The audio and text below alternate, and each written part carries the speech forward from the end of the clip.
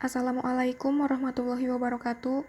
Kami di sini akan memaparkan tugas rencana pelaksanaan pembelajaran mengenai profesi. Kelas yang kami pilih adalah kelas 4 semester 1 dengan tema 4 yaitu berbagai pekerjaan dan subtema 1 yaitu jenis-jenis pekerjaan.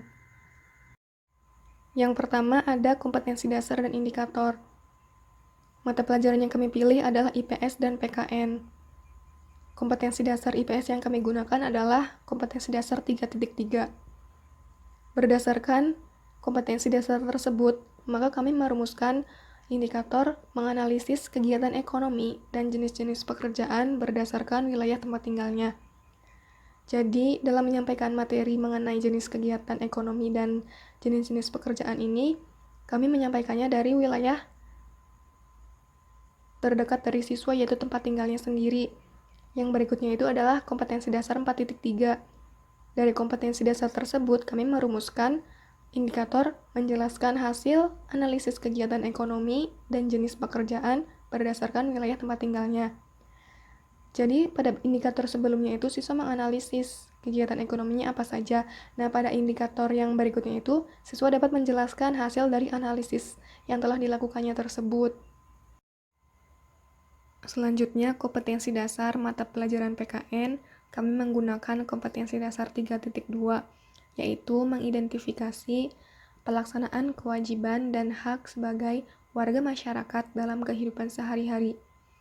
Dari kompetensi dasar tersebut, kami merumuskan indikator, yaitu menganalisis pelaksanaan hak dan kewajiban yang diterima seorang pekerja. Jadi, siswa itu nanti akan menganalisis bagaimana pelaksanaan kewajiban dan hak dari seorang pekerja. Kompetensi dasar berikutnya adalah 4.2, yaitu menyajikan hasil identifikasi pelaksanaan kewajiban dan hak sebagai warga masyarakat dalam kehidupan sehari-hari. Setelah siswa menganalisis, selanjutnya siswa itu dapat memberikan contoh bagaimana pelaksanaan hak dan kewajiban pekerja dalam kehidupan sehari-hari. Selanjutnya adalah tujuan pembelajaran. Kami merumuskan 4 tujuan pembelajaran. Yang pertama, siswa akan mengamati gambar mengenai wilayah-wilayah yang ada di Indonesia. Setelah mengamati gambar, siswa itu diharapkan dapat menganalisis kegiatan ekonomi apa saja dan jenis-jenis pekerjaan apa saja yang ada di wilayah tersebut. Yang kedua, setelah menganalisis gambar, siswa itu dapat menjelaskan bagaimana kegiatan ekonomi dan jenis-jenis pekerjaan di wilayah tersebut. Yang ketiga, siswa akan mengamati gambar, kewajiban, dan hak seorang pekerja.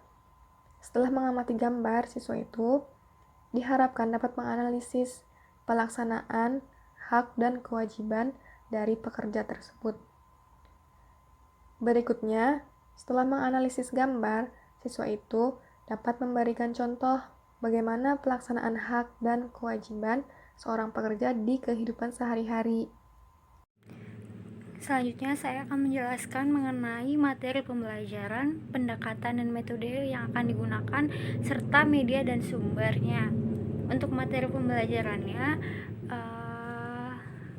mengenai jenis-jenis pekerjaan dan juga hak dan kewajiban. Jenis-jenis pekerjaan di sini kita mengambil berdasarkan wilayah tempat tinggalnya, seperti pada dataran rendah dan juga dataran tinggi. Kemudian hak dan kewajiban di sini kita akan menjelaskan mengenai hak dan kewajiban yang akan diterima oleh seorang pekerja. Pendekatan yang digunakan menggunakan pendekatan inquiry, di mana pendekatan ini membantu siswa dalam memecahkan masalah dengan memberikan pertanyaan-pertanyaan yang memperoleh jawaban atas dasar rasa ingin tahu.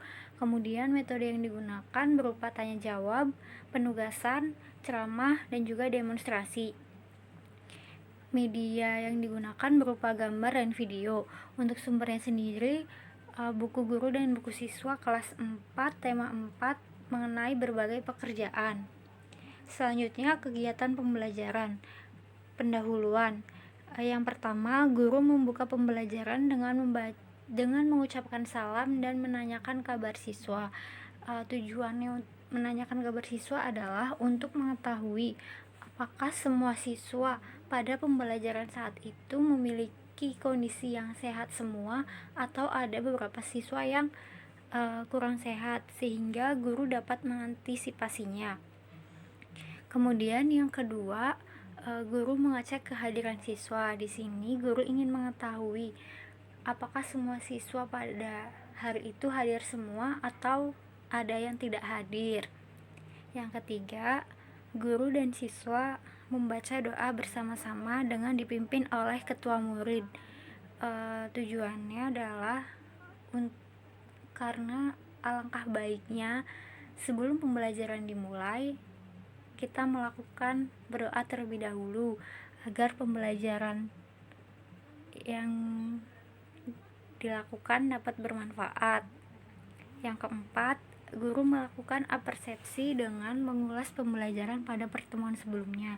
Tujuannya adalah untuk mengingat kembali materi sebelumnya yang pernah dipelajari sehingga siswa tidak mudah lupa. Yang kelima, guru menyampaikan tujuan pembelajaran yang akan dicapai. Dan yang keenam, guru membentuk siswa ke dalam kelompok belajar. Selanjutnya, kegiatan inti. Yang pertama, guru membagikan lembar LKPD kepada siswa dan menjelaskan cara kerja LKPD. Nah, di sini selain membagikan LKPD, guru juga menjelaskan cara kerjanya agar siswa mengerti apa saja yang harus ia kerjakan. Yang kedua, siswa menerima LKPD dan mulai membaca instruksi pada LKPD tersebut. Tujuannya adalah untuk siswa mengerti dan mengetahui apabila ada yang langkah-langkah yang tidak dimengerti bisa ditanyakan kepada guru.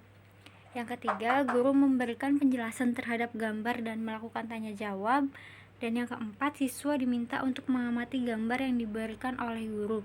Selanjutnya, penjelasan berikutnya akan dijelaskan oleh teman saya.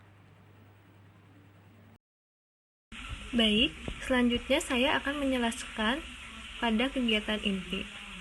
Setelah siswa mengamati gambar, siswa diminta untuk mengerjakan LKPD bersama kelompoknya dengan bimbingan guru.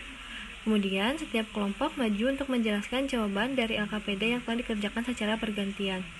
Nah, hal ini agar peserta didik dapat melaporkan dan mengkomunikasikan hasil kerjanya setelah mengamati gambar yang diberikan oleh guru. Yang ketujuh, kelompok lain menyimak penjelasan dari kelompok yang maju ke depan dan saling berdiskusi apabila terdapat kekeliruan. Hal ini dilakukan agar peserta didik dapat mengkomunikasikan dan saling bertukar pikiran terkait gambar yang mereka amati. Yang kedelapan, guru dan siswa melakukan tanya jawab terhadap materi pembelajaran hari ini. Kegiatan penutup dengan alokasi waktu 10 menit. Yang pertama, guru menyibukkan pembelajaran yang telah disampaikan dengan melakukan tanya jawab pada siswa. Yang kedua, guru memberikan soal evaluasi pada siswa dan guru membahas soal tersebut yang telah dikerjakan bersama-sama dengan siswa. Hal ini dilakukan agar peserta didik mengetahui perkembangan setelah mempelajari pembelajaran hari ini. Yang keempat, guru meminta siswa untuk mempelajari materi yang akan dipelajari pada pertemuan selanjutnya. Yang kelima, guru dan siswa membaca doa bersama-sama dengan dipimpin oleh ketua kelas, dan guru menutup pembelajaran dengan mengucapkan salam. Sekian dari saya, selanjutnya akan dijelaskan oleh teman saya. Baik, selanjutnya saya akan menjelaskan mengenai evaluasi. Evaluasinya berupa soal uraian terdiri dari 5 pertanyaan.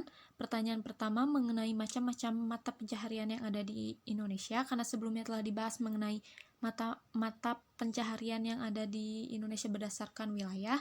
Sekarang anak disuruh untuk menyebutkan macam-macam pekerjaan tersebut.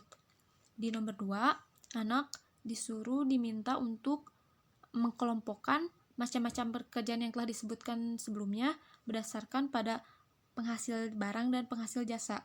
Jika sebelumnya sudah mengetahui mata pencarian berdasarkan wilayah, maka di soal evaluasi kali ini anak akan mengetahui mengenai pengelompokan pekerjaan berdasarkan barang dan jasa, penghasil barang dan jasa.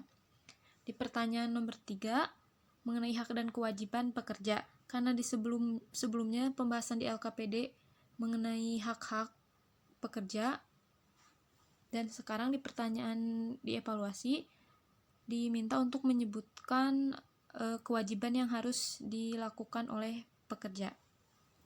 Selanjutnya di nomor 4 terdapat bercerita tentang Sipa yang menggunakan fasilitas sekolah, yaitu meminjam buku dan menggunakan perpustakaan, dan kewajiban dia untuk mengembalikan dan menjaga bukunya. Maka di pertanyaannya, siswa diminta untuk menyebutkan kewajiban-kewajiban lain dan hak-hak yang ada di sekolah siswa tersebut. Selanjutnya di soal nomor 5 terdapat teks berupa hak dan kewajiban sebagai seorang individu, di mana dengan mengetahui hak dan kewajiban, setiap individu dapat bertindak dengan sebaiknya dan tidak bertindak semena-mena, tetapi menaati peraturan yang ada di sekitarnya. Nah, diberikan pertanyaan, jika siswa bertemu dengan temannya yang tidak melakukan hak dan kewajibannya, apa yang akan siswa itu lakukan? Pertanyaannya seperti itu. Selanjutnya, penilaian. Terdapat 3 penilaian dalam RPP. Yang satu penilaian sikap mengenai komunikatif, disiplin, dan santun, dan penilaian keterampilan yang ada pada LKPD, keterampilan saat kegiatan menganalisis dan kegiatan mengkomunikasikannya.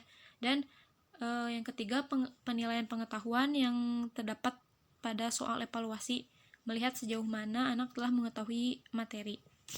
Seperti itu. Sekian dari kelompok kami. Mohon maaf bila ada kesalahan kata yang disampaikan. Wassalamualaikum warahmatullahi wabarakatuh.